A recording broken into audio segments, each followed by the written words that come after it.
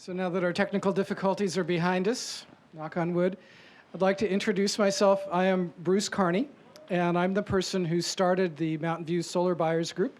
The genesis of it was a visit I paid in the middle of January to a home in Portola Valley where I met a man named Armand Neukermans. I was there to do an energy audit on his home as part of something that Actera of Palo Alto is going to be rolling out called the Green at Home Energy Audit Program. And Armand told me that he had just put together a buying coalition of about 70 families in Portola Valley, and that they had gotten solar panels for their homes at a 30% discount over the market price. I had been doing enough research on solar on my own to know that a 30% discount would bring the price of solar below PG&E's Tier 1 rate, and I wondered whether or not something like that might be possible in Mountain View, where I've lived for the last 25 years. Armand and his folks in Portola Valley had worked with a company called Solar City, who they had found by doing what you would normally do when putting together a co-op, which is to aggregate the purchasing power and then go out and find a vendor who can give you the best price. But being lazy and wanting to move quickly, I didn't do that. I just called Solar City and said, will you give us the same deal that you gave Portola Valley? If I can put together enough people, can we have that price? And the answer I got back was, yes, if you put together enough Mountain View homeowners and business owners, we can give you the same price we gave Portola Valley. So I took that challenge on, started sending out emails to people I know, using email lists that I'm familiar with, writing in the Old Mountain View Neighborhood newsletter, which I edit. And as a result of that effort, 250 people came to the first public meeting about Solar City, and subsequently 100 other people have come to 2 more meetings. One of the people who responded to all that marketing on my part was Steve Lacey, who's a Googler. And Steve now has solar on his home, and he's just waiting for the city inspector and PG&E to come and turn it on. About 40 homes in Mountain View have signed up for this program so far, and it looks like it's almost certain we'll meet the threshold and get the maximum discount. My wife and myself are certainly one of those families who have signed up. I doubt that anyone in this room needs to be told about the environmental benefits of solar. I think what you're probably here to hear more about is the financial aspects of the program. And Lyndon Rive, who is the CEO of Solar City, is sitting to my left and will soon be standing right where I am. And he will tell you everything you ever wanted to know about this program and more. And at the end of the presentation, both he and I would be happy to stick around and answer any questions you might have. Let me preempt one question, which is, Bruce, what is your role? My role is as somebody who really wants to help the environment. I'm not being paid by Solar City to do this. The reason I'm dressed in this odd attire is I had a job interview today, but for the last few months I haven't been working, and I've had an opportunity to use some of my free time as I'm retooling myself into more of an environmentalist to try and advance solar in the city of Mountain View.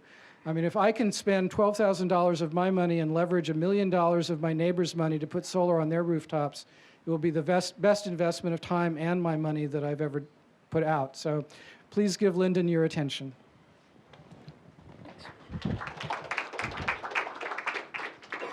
Thanks, everybody, for coming out. When Bruce contacted me, we just completed the Portola Valley program, and the demand actually blew me away. It seems that there's a lot of awareness out today. Most of us have seen Inconvenient Truth. Actually, show of hands, who's seen that? Here. So it's what people are starting to know is the problem's there. They're looking for solutions. They're looking to take action. And those community programs get the community together to leverage the buying power of the community to get a discount that a commercial company would normally get. So what I'm going to cover today is mainly talking about how solar works, the incentives in place today, and the cost savings that you will have as a co-op. If questions will come up, and I will cover most of the answers during the presentation, so we can hold questions to the end. That'd be great.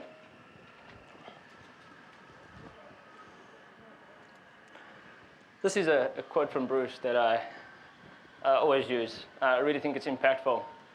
The thing I'd like to point out is this picture. This was published in the New York Times about a month and a half ago. And this is when the UN essentially admitted and said that global warming is a real issue. So instead of talking about it, I thought a picture is worth more than 1,000 words in this case. Well, back to electricity. Who here own homes? Okay. So you've all seen this price increase. So it's consistently increasing. It will have its ups and downs. The market tends to be volatile.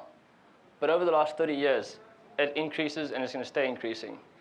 Our dependency on foreign fuels is not reducing. So the price will continue to increase. Show of hands, just whose electric bill is above $87 a month? Okay, that's great. Oh, it's not good, but it actually helps for the return on investment for solar. We had a meeting, and the thing about Mountain View, the climate, it's natural air conditioning. It's never too hot, never too warm, and never too cold. It's just perfect. So you don't spend a lot of electricity in air conditioning. The point here is that electricity is sold in tiers. The more you use, the more expensive it is, which makes a lot of sense. Believe it or not, there are coal polluting states that the more you use, the cheaper discount you get. That's backwards thinking. We'll work on those states later. So the first two tiers is the base tier. That's 13, 11 cents. It has a dramatic increase. It jumps to 22 cents, then 32, and then 37. Just to put it in perspective, where you know if your electric bill is above 240, you're in the top tiers. If it's above 87, you're in the average market. Who's in the top tiers? You guys, we know there's more than you. In Woodside, we're doing this program in Woodside as well. In fact, we're doing the program in Woodside, Mountain View, and Menlo Park. In Woodside, we had a similar conference, and we asked whose electric bill is under $250 a month. Not one hand. It's the most expensive electric bill I've seen. Monthly electric bill was just under $10,000. But they're going to go solar to eliminate their bill. So the beauty of solar is it actually addresses your top tiers. So you end up selling to PG&E the expensive electricity. There's this new program called net metering. Well, it's not that new. It's been around for about 5 or 6 years, which forces the utility to buy the electricity that you produce at market rate. Solar producers during the most expensive electricity time, which is from noon to 6 or 1 to 7, depending on the different rate structures. This is when all the office buildings are cranking up the air conditioning, and price of electricity is expensive. It's about 30 cents a kilowatt hour. Your solar system is producing that, and you're selling it to PG&E at 30 cents a kilowatt hour. At night, when you come back, you consume it at 10 cents a kilowatt hour. It's perfect. You sell or buy low, sell high. You've all heard that before. I got it right in solar. I'm still working that stock thing. Solar is not a new technology. It's not like computers. It's not like software. Microsoft's not going to come up with Vista and replace the technology. It's proven. It's been around for many years. There are solar systems that are 50 years old out there that are still producing electrons. The technology will evolve, but it's not going to be dramatic shifts as you'll see in the software industry. The thing I like to point out about this graph is just showing you the adoption of solar in California since the introduction of net metering. You'll see for the last many years, most of the solar has been off-grid solar, so people that do not have access to the utility, and they need battery backup system, and that was the solar market. Since the introduction of net metering, it's just exploded. California is the leading state right now in the US with solar because it makes financial sense. The environmentalists in all of us get us to look at solar. What actually gets us to buy it is when you look at the return on investment. So how does it work? Has anybody seen a solar system before? Do most of you know how it actually looks? Exactly, it's a panel on the roof. To me, it's very good looking. In fact, it's more good looking than tiles. In fact, if you see a roof without solar, it's an ugly roof. So the solar system goes on top of your roof. It's not that thick. This is just illustration. It goes then through an inverter, which connects to your panel. If you're at home, you actually use your solar electricity. If you're not at home, your meter will move backwards. It's a fun novelty to see your meter move backwards, but there's only that much excitement you can get out of your meter moving backwards. So after a while, you stop looking at it. But we monitor it for you forever. So you know that your system's always under our watch. So in the event that something ever happens, we can react to it. The likelihood of something happening is very small. Otherwise, we wouldn't offer that service for free. We offer it for free. And then all the excess electricity that you produce during the day goes back to the utility, and you build this credit. Your electric bill goes from a monthly electric bill to a yearly electric bill. So in the summer, you overproduce the electricity that you consume. In the winter, you consume more than you produce. Net, you want to try and eliminate about 90–95% of your bill. You don't want to eliminate more than 100%, as PG&E will not give you more money than you consume. So you'll end up giving green electricity to PG&E, which some customers don't mind doing that. So I thought I'd show you this. We have got to love one of your programs tremendously. In fact, we incorporate it into every one of our commercial designs. So we did one for a little residential. It just explains and we're still amateurs. We're just getting to know this program. That's how a solar system goes in your roof.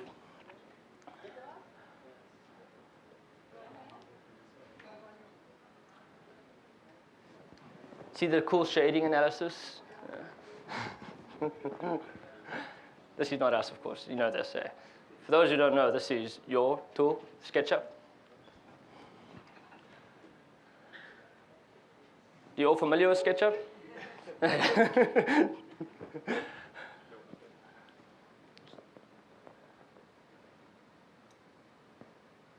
So one day, maybe 5 years from now, when we look at the Google Earth pictures, and you look at residents, you just see homes with solar systems. That'll be a very happy day. So the sun goes there, as I mentioned earlier, goes to your inverter. The inverter converts DC current to alternating current. In there is a slight efficiency loss, and I'll discuss that in a minute. Then it actually moves your meter backwards.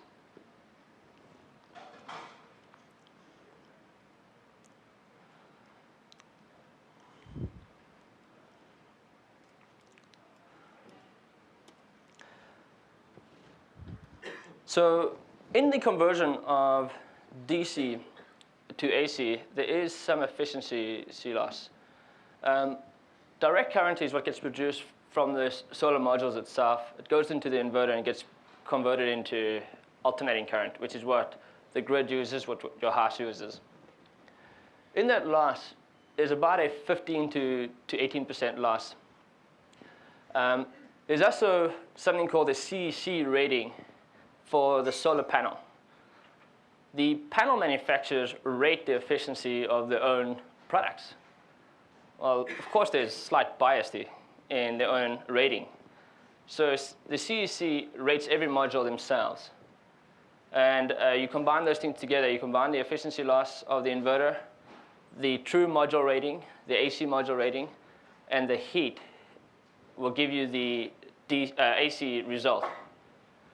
Often you'll see, if you do go out and get competitive bids, which I encourage you to do because it's always fun when you see the difference in pricing, make sure they aren't quoting you in DC. If it's a 3 kilowatt system DC, it's more like a 1.5 kilowatt system. Sorry, a 2.5 kilowatt system AC. So you really want to make sure you're matching AC to AC. As, in fact, if somebody presents DC, I find it misleading because it's much bigger than it really is. So always make sure that you're looking at AC, and that will give you a true AC per watt. And the market pricing, I'll get into that, is around $10 AC. So what happens in order for us to determine whether solar is a good fit for your house? We'll actually come to your house. We'll look at the shading, tilt, orientation, location, everything about it in order to determine the production of your solar system. We'll then calculate into a financial return and present you with a proposal. That proposal will tell you your return on investment. If your electric bill is below $80, in most cases, the return is not so great. It's not bad, but you can probably do a better return in a stock market. We have a lot of customers. In fact, the smallest customer in Mountain View has an electric bill of $24. They're not going to receive a return, but they don't care. So these factors also have an impact towards your rebate. Today, the rebate is $2.50 a watt if you live in Orange County. I don't think any of these homes are in Orange County. So there's a design factor that goes to that. And so it's in this area, you should see around 245, 240, or 248. It all depends on your location, the orientation, the tilt, and shading aspects. And this is a public website that the PG&E hosts, or the California Solar Initiative hosts in order to address it. Go ahead. I don't understand. Why don't they just do apples per apples? You give them that much electricity, the rebate is how the market price of whatever the electricity is. So there's a difference between the rebate and the electrons produced. So you still get paid the electrons produced from the utility. That's based on a production, so that's every month. Mm-hmm. The rebate is a guesstimate because they're not going to monitor your system. In commercial, it goes from a one-time payment to a monthly payment, which is called the performance-based incentive, which pays monthly. And then they pay you per kilowatt hour. But in residential, it's just too difficult for them to track. So they just look at your system, they give it a design factor. Based on that design factor, they give you money. We take care of this for you. It's an absolute nightmare. It's a lot of paperwork, but we'll streamline it for you, print it out. The money they give you is applied towards the cost of the system? Exactly. Yeah. In fact, I'll cover that in a couple of slides. So, a little about SolarCity. Why us? We've been doing this for a long time. The company has acquired 2 existing companies that have been in this area for over 6 years. In fact, Palo Alto Solar owns 40% of the market in Palo Alto. So they joined our company. We offer certain things that no one else does today. It won't be long before they do, which I like it. It brings up the level of quality in the solar industry. So performance guarantee. We're the only one that offers a performance guarantee. We'll monitor your system, make sure it's performing. In the event that it's not performing, we'll get notified and then give you a call and take action. It's not an output guarantee, so I can't control the weather, but I'll make sure that it does perform. Best price, you're not going to see a better price. The pricing is public information. Every solar system that gets installed is public knowledge, so I know what the pricing out there is. 10-year warranty. Most of the warranties today are 5 years. We're offering a 10-year full-service warranty. And then we'll float the rebate, to your question. The rebate takes 4 to 6 months to get paid. We'll float that for you. We view that as your last payment. So what is the company's vision? Where do I see myself today? Where do I see myself in the future? The company's vision is to bring trust into the solar industry, create a trusted brand, but at the same time, reduce the cost of installed watt without sacrificing quality. We can easily reduce the cost of installed watt if you sacrifice quality, but you don't want to do that. And this community program is one of our first initiatives to reduce the cost per installed watt. The company's goal is to keep up with the rebate reduction. It's a tough goal. I think the rebate reduction will exceed our ability to keep up with it for probably the next year or two, and then we'll catch up again. But the rebate is dropping fast. very fast.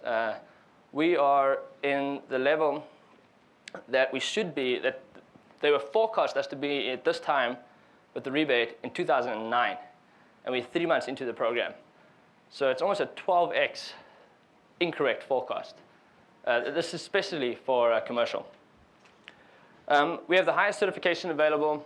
This number's changing all the time. We're actually closer to 80, 81, 82 employees, and well-funded.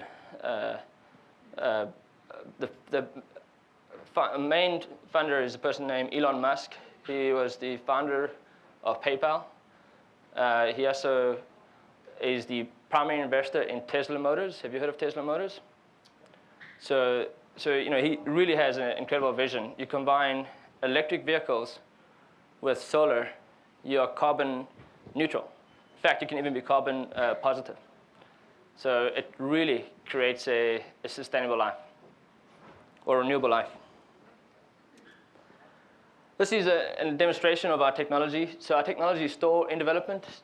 It'll probably be installed about 4 to 5 months after your installation actually gets done. My previous company was a software company. We did remote monitoring. That's what we did. So the financials. Go ahead. On that last slide, what was that you said? You said it takes 6 months to do what? Our monitoring tool is in alpha right now. We've got it deployed to a couple of customers. It will most likely get deployed to your system between 4 or 6 months after the installation actually occurred, which is not an issue. The things if something ever goes wrong with your solar system, it's in the first month or around year 5 or 6. The first month, the novelty is definitely there. You go to that meter, look at it spinning back. But after the first month, then the novelty is not there anymore. So this is the rebate program. It's right now at $2.50. It's going to drop very soon to $2.20, and just keeps on dropping. Commercial's already here. So they were expecting to be in step 4 in 2009. And eventually, it's just going to get down to close to nothing. The program is designed to incent early adopters. So the earlier that you adopt solar, the cheaper it is for you. People ask me, when's the best time to buy solar? The best time to buy solar was 4 years ago. It really was. The rebate was $4.50 AC watt. So it paid for more than half the system. Now it's $2.50. In fact, I've had customers that have attended these seminars, and they, wow, my neighbor bought solar 4 years ago, and your price is not much better. Well, $4.50 rebate is what made the difference. So I thought I'd illustrate an exact comparison to the cost savings that you'd see based on waiting to go solar or jumping on board on this program. So the market price right now is just a little above $10. The price that we're offering is $7.90. This is AC watt. If you wait, the next step in the rebate is going to be $2.15. If you react now, your rebate, remember this is plus or minus, will be $2.45. You articulate this out. So a 3 kilowatt system, which is about the average size in Mountain View. The system cost will be about $30,000 market price. Ours will be $23,000. The rebate reduction will be 6 if you wait. If you react right now, it'll be 7. Your end result, a system would cost you out of pocket $16,000 versus $23,000. There is this federal tax credit that will reduce this down to $14,000. There's possibility for an extended tax credit that would take that $2,000 to 30% of the system cost. But I don't want to set your hopes too high. If that will be retrofit to any system bought before from January 1st of this year. So if it does come through, great. If it doesn't, it's still a great offering. So essentially $14,000 for the average solar system in Mountain View. Now, there's a caveat. The caveat is, in order for me to offer this pricing, I do need to hit efficiency of scale. If I don't achieve it, then it just doesn't work for me. The target is 175. We're about 120, 100, around there. We're about 41 homes. I'm confident we're going to exceed 175 by a healthy margin. Go ahead. How do you define community? It's purely defined by me. It's first thing that's required is to understand the community mentality. Will the community embrace a co-op? So we have people reaching out to us every day saying, please start a community program in our area. Bruce reached out to us beginning of the year and was really for solar. And that's what we need in order to see the adoption. Because we can't spend much money in marketing or advertising, otherwise we can't offer the program. So the program is done based on who reaches out to us, so more opportunistic. Mountain View reached out to us, Miller Park reached out to us, Woodside reached out to us. So these are all the programs we're running now. Once we complete these programs, we'll run more, but we can't run more than that at this stage. So if we don't live in Mountain View, Menlo Park, or third place you named, Woodside, Yeah. then forget it, we don't get this yet. Oh, you'll still get a great deal. So we offer best price guaranteed throughout most of California. So today we have offices in LA, San Diego, Fresno, Sacramento, North Bay, East Bay. So if you live in any of those areas, it won't be this price. Probably be closer to 9, but it'll still be better than market price.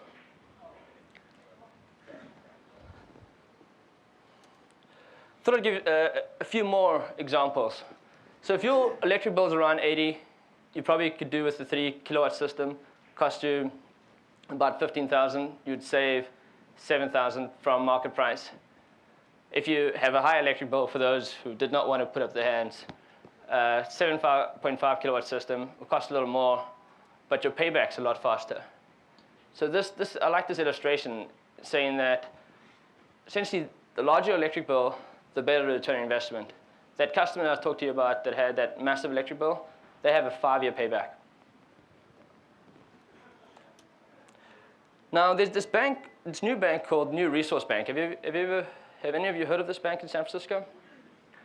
It's a bank that's focused on green investments. They're relatively new, and they've come up with home equity loans customized for solar. In order to get a home equity loan, it's often very painful. These guys, you just do it through a fax application. You get approved or disapproved within 24 hours. And it's customized for little loans of $30,000 or $20,000. So they make the process real easy. They have pretty good rates. And the golden number is $150. If your electric bill is above $150 a month, you're cash flow positive from day one if you finance the system. The financing cost combined with your new electric bill is less than your old electric bill. So for those who have an electric bill of over 150, there's no reason why you should not explore solar. It's going to be free money to you, and it will be green. Often we get the question, especially this customer, a couple of customers that have electric bills of $25. They will see the payback. The equity in the home increases proportionally to the cost of the solar system. So Wells Fargo did a study, and they said it's the best home improvement you can do. And it's changing. The mentality towards solar is changing. An example I use, this doesn't happen too often. We ran across a customer that says, I want my solar system in front of the house. So, well, it's not the best place. It's facing north. He goes, no, I want everybody to see the solar system. So we really tried hard to convince him not to do it, but he doesn't care. He feels that the impact that he will have by showing other people to go solar will be more than the additional savings you would have of having it face south.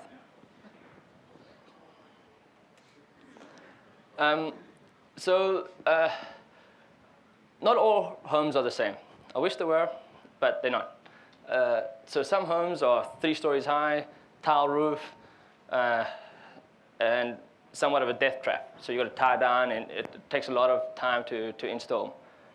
But we still want them to participate. So they are, depending on the complexity of the home, if it's a tile, it is additional cost, so it's cost per watt. Just want to set your expectations. So if you do get a proposal that it's not $790, there is an adder for tile roof or multi-story or trenching. Some people have a ground mount system. We've got to trench 200 yards. So those are all additional costs. Program details. Talk a little about the success of Patola Valley. It was an 8-week program, so a little shorter than this one. It was November, December. The goal was 175 kilowatts. We ended up with 355. The average size was 4.5 kilowatts, so it was just a little bigger than the Mountain View average size. I was very nervous. On week 6, we were around 80 kilowatts. Week 7 and 8, it's just this flood that came in. We worked Christmas, we worked every single day, every night to accommodate that. So I tried to implement a program to prevent that from happening, but it didn't work too well. I'll tell you now what happened. But Armand Nickerman, because of his efforts in telling his community to go solar, they have reduced 3.5 million pounds of CO2 emission. That's great. Solar is a measurable aspect. So if you want to take action, you can actually measure the result. Often, some of the energy efficiencies out there, it's not that easy to measure the result. Solar is a clear measure, clear aspect or clear device to measure. So how does the actual process work? I used to have a $5,000 raffle line over there. So in order to prevent the infusion of customers coming on board the last 2 weeks, I offered up a $5,000 raffle for the first 30 that came on board. So that raffle is going to be announced our next conference. I think it's April 16th. Is that right? 17th. So we'll have somebody pull out the raffle. But we're already over the 30 mark, so it doesn't really apply to you guys. It's should have come to those earlier conferences. Anyway, so we do the assessment. Someone will give you a call. In fact, did you all get little brochures? Who didn't get a brochure? Do we have any more brochures? Okay. On the brochure itself, there's a little site assessment card. If you can write your name as clear as possible and phone number, we'll give you a call to set up a site assessment. So I have an entire team. The job in Mountain View is to do site assessments. Based on that, we'll be able to print out your proposal. So if you decide to go, you sign the contract, we take a 10% deposit, and then we file for your rebate. We file immediately, as we don't want you to hit that next tier. We'll send a field engineer out who actually does the final design, which we do the AutoCAD diagram and get the permit approved. And then once the permit gets approved, we'll start delivering the equipment. In some cases, we may actually deliver the equipment before we do the installation, up to 2 weeks before the time. If you can accommodate it. If you're not, we'll find a place to store it. What I do is I go out and buy all these panels in bulk and then start delivering it. Actually, some of our Mountain View residents have actually already started getting installations done. Steve's one. That was totally coincident, not because he organized Google. So the installation occurs, and then there's the fun period of waiting. Your solar system's there, you're all excited about it, it's up on your roof, and all you're gonna do is just pull this one little lever, and it produces electricity, but you cannot. You gotta wait for PG&E to come out there, and they have to sign off. They used to be 10 days, they've increased it to 30, they may even increase it to 60. So you just gotta wait for them to come out there.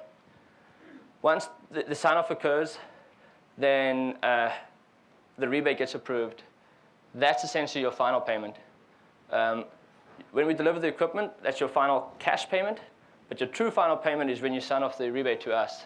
And then we still have to wait another 4 months before we collect that. Any questions on this process?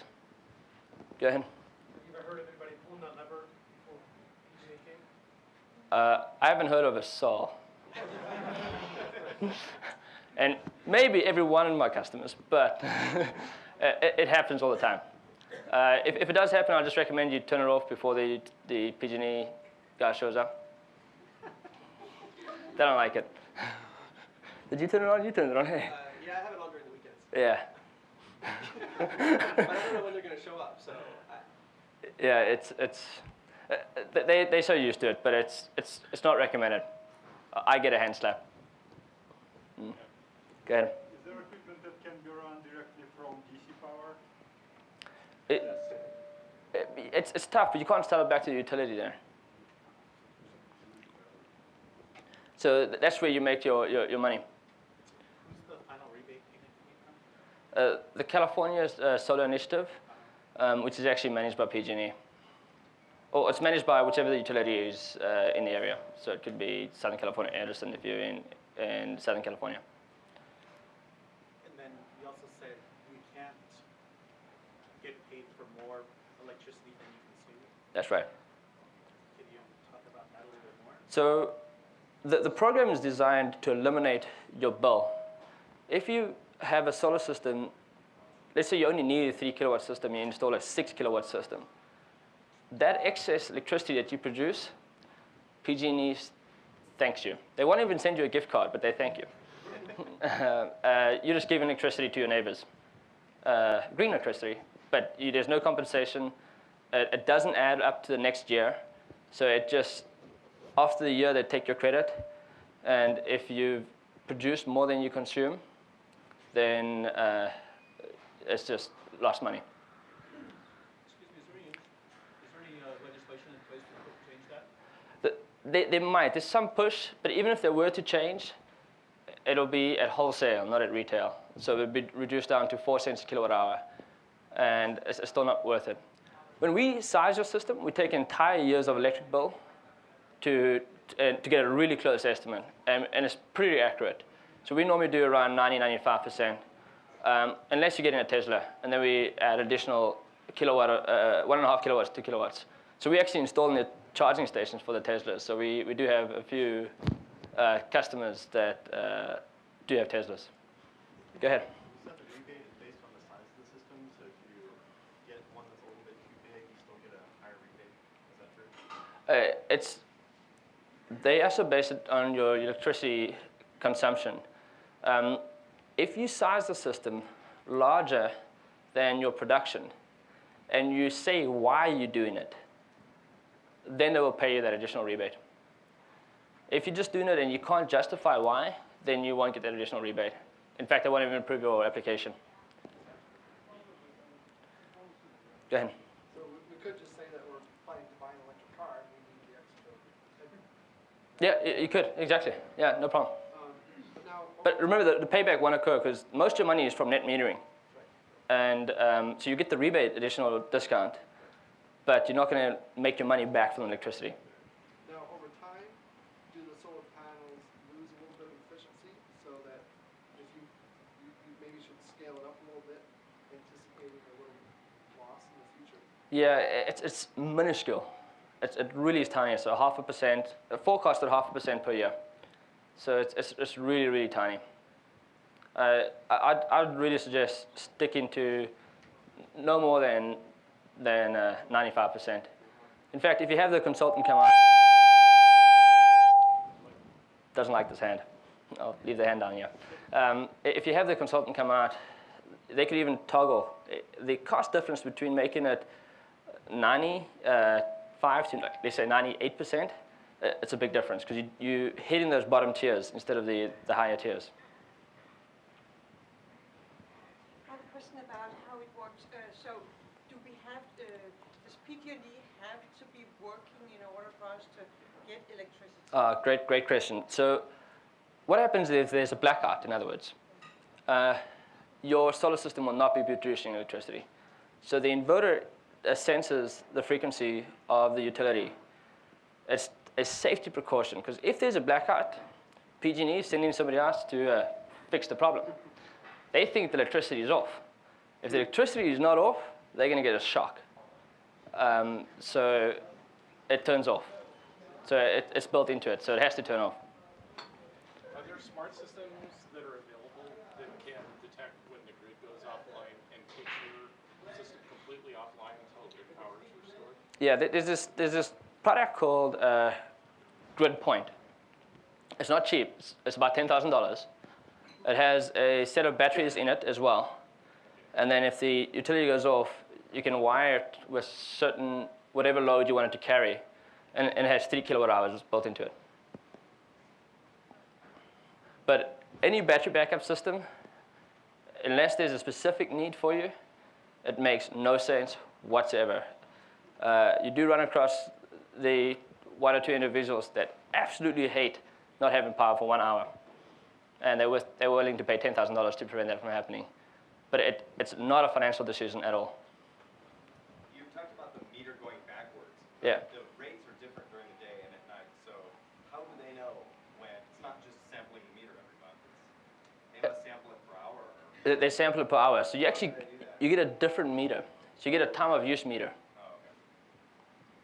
So if you live somewhere where they require you to have a generator, you have an automatic transfer station, something like the Outback inverter that can power your house. Okay. Great question. I have to get back to you on that one. I'm actually expecting quite a few technical questions, which I will not be able to answer. One of my concerns is mounting it to the roof. Mm-hmm. Potential damage to the roof. Does your warranty cover just the system itself, or does it cover repairing the roof if it starts to leak? It covers repairing the roof in the areas that we worked. Yes. It's 10 years. Now, there's a slight caveat. Just this happened yesterday. We ran across a roof that it's a wood shake roof. It will most likely need to be replaced in the next 5 or 6 years. So I can't warranty that roof then. If the roof is as 10 years plus, then it's definitely warranted.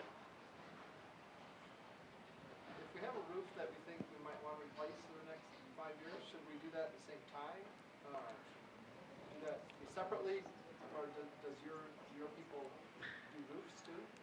We don't. If you know your roof's going to replace next year or 2, I'd recommend you do it now.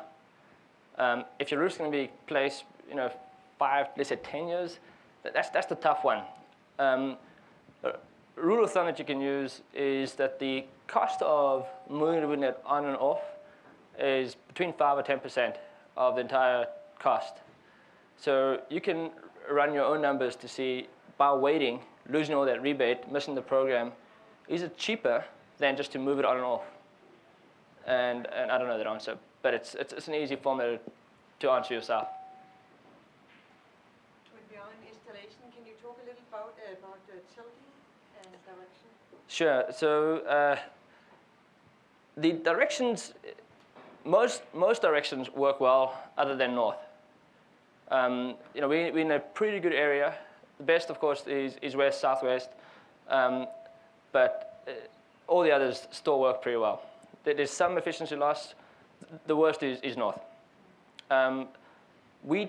If your roof has a tilt, we tend to stick to the tilt itself. Remember, aesthetics is also a big aspect of the installation.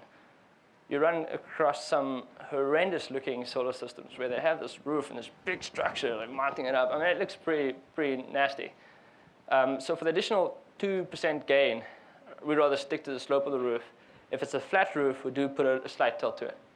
And if you're putting in a new roof, then what tilt should you choose to be optimal? 22 degrees is a great optimization. Go ahead. It sounds like you're prepared to install on existing roofs. What about new construction, which may not be available for another 6 months or a year? The rebate program allows you to install the system within 18 months from the issuance of the rebate. That's new construction. Non-new construction is within 12 months. This question just came up an hour ago, by Bruce. I don't gain my efficiencies if I install the system after the group installation, because I send all the crews out, everybody works on it, so crew A can help crew B, all within a mile driving range.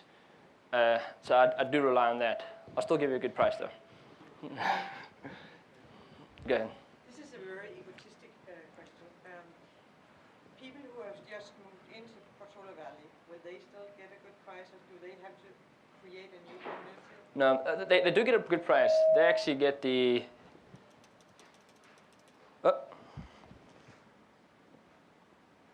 they get the 840 price, which is still significantly below market. So for the next 2 months, they'll be getting the 840 price, but not the 790. I mean, the reason for the program is for you to jump on board. If you miss it, then we'll still offer you a good price because we still have our team out there, but you didn't participate. Go ahead. So I'm looking to buy a house this year, Okay. and so I wouldn't have the last year's power history. Does that make it harder for you to? It's not. It's what we do is we actually take the previous owners' year's electric bill, and we, if you know anything about the previous owner, that helps. You know, if the previous owner was a single person, then and you may have a team of 4 or husband, wife, kids. You know, so it all depends on your livelihood and whether it's going to be a similar consumption. Often people ask me, I have a 2,000 square foot house. What should I size it at? Well, you know, in the Bay Area, you may have 6 servers in the bottom of the basement. It's it really varies based on your consumption. Actually, the best analogy is to use what you're using right now. That's actually what we use is the best analogy. Yeah. Then my follow-up question for the house is, what sort of roof construction, what type of construction on the roof is easiest for you to work with? Composite shingles. That's the best.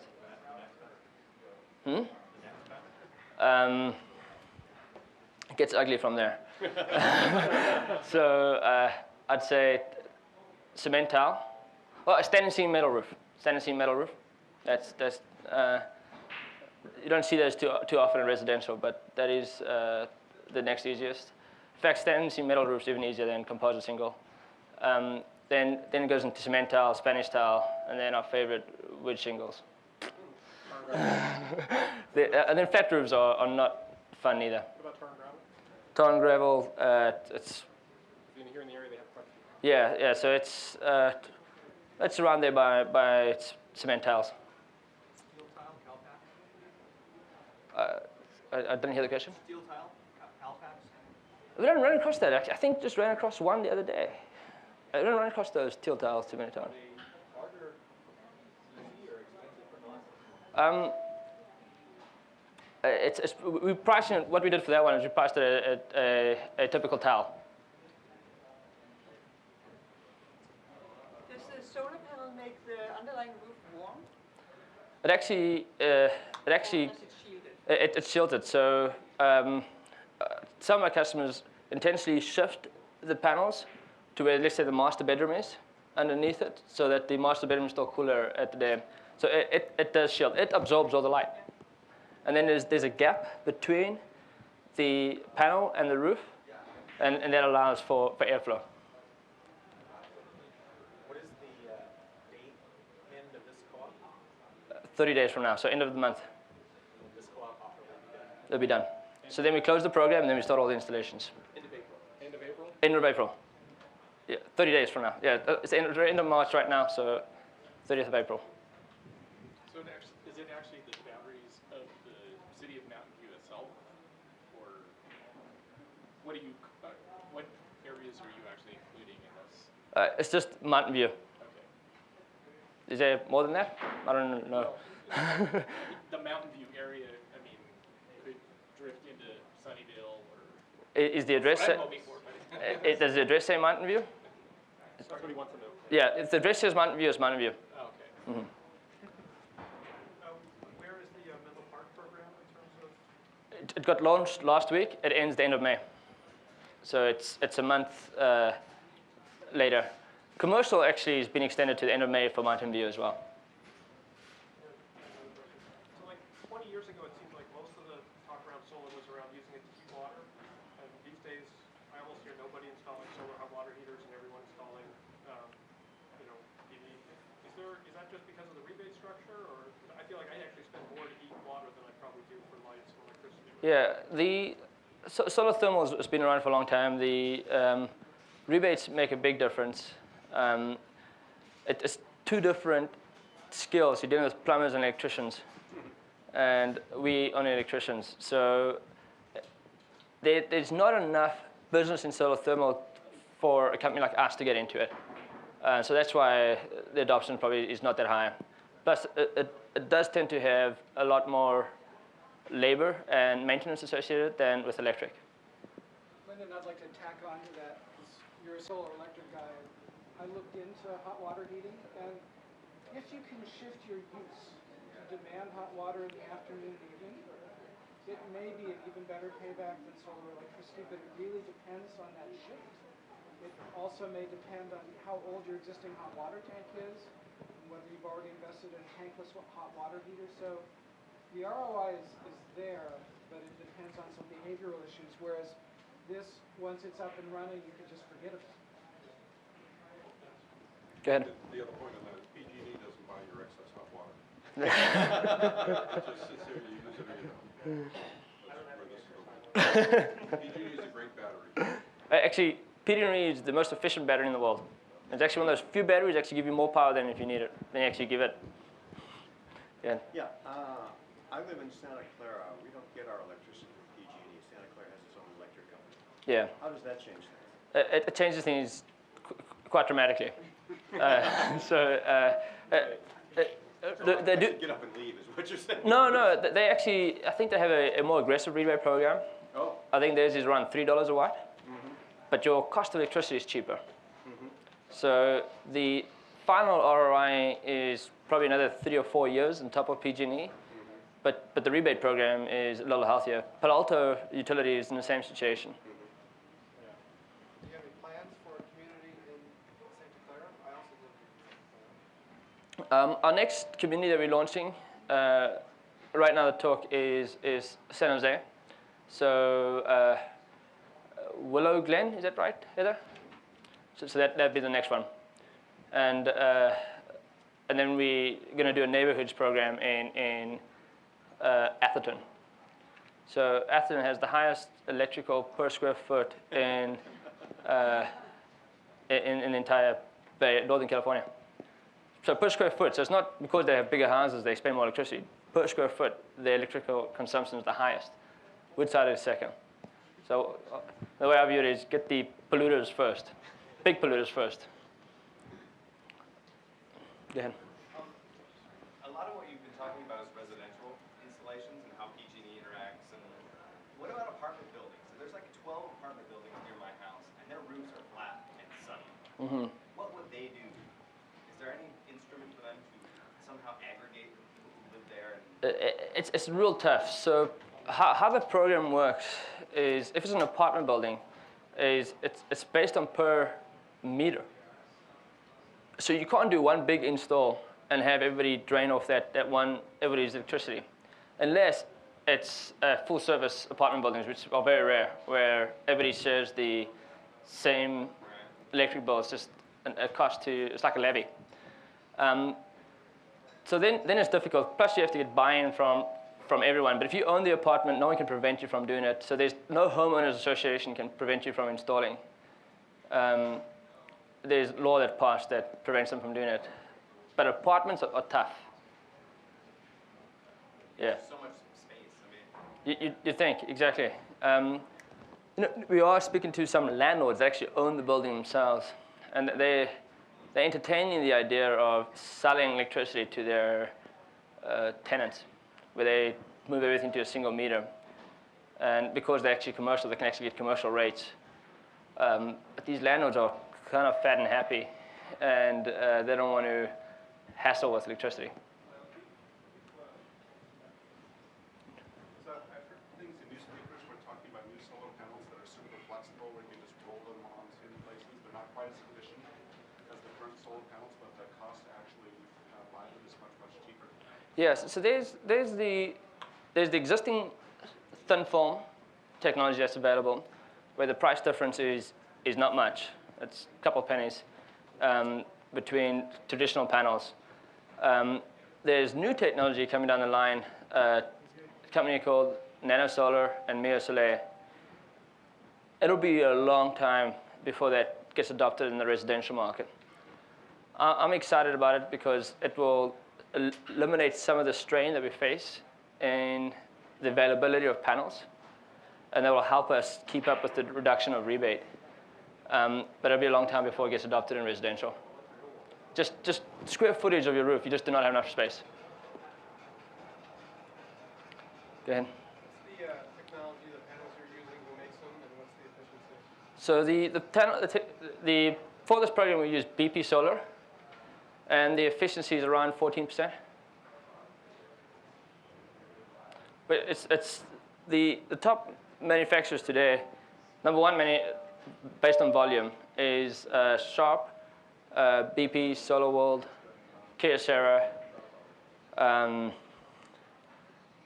Mitsubishi, Sanyo, and then there's a couple of other players. There's SunPower, which is high efficient, but volume-wise, they're still pretty tiny in market share.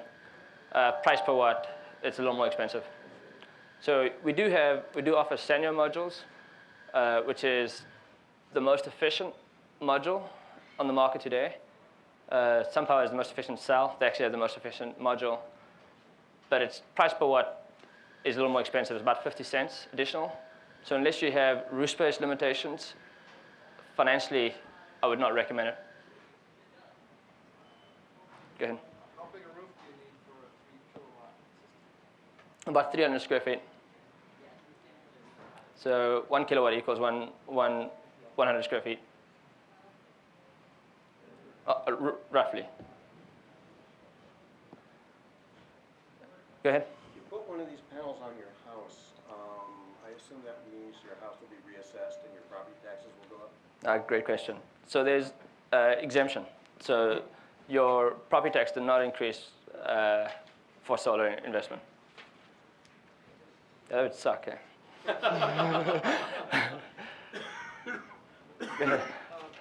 Some people mistakenly complain that it takes more energy to create great these solar myth.